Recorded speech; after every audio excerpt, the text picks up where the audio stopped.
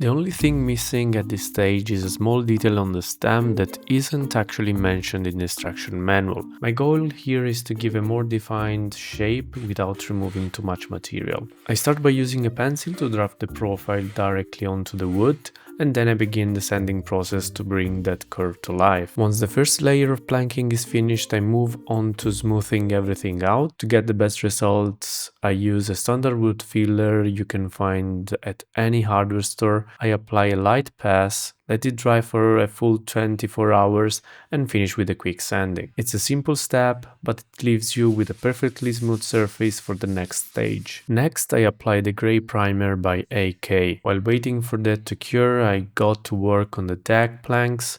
There are at least 3 or 4 ways to simulate the caulking on a deck, but brush painting the sides of the planks is one of my personal favorites. You can already see how tidy the results looks, even before the final sanding.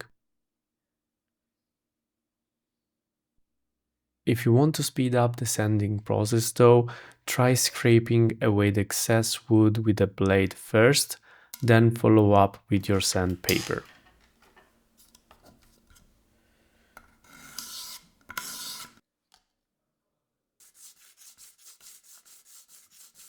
I really love the light tone of this deck. I think it looks fantastic on the Endeavour. To make it pop, I decided to use straw oil to boost the color saturation. You can see the transformation right here. It really brings the wood to life.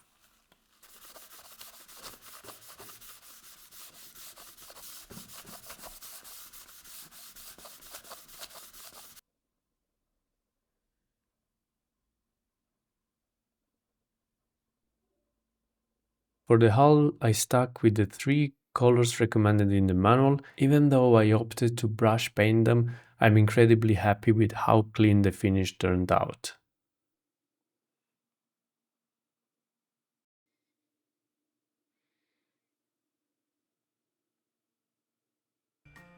Thank you so much for watching. If you enjoyed this build, remember to subscribe to the channel to support my work. I'll see you in the next one.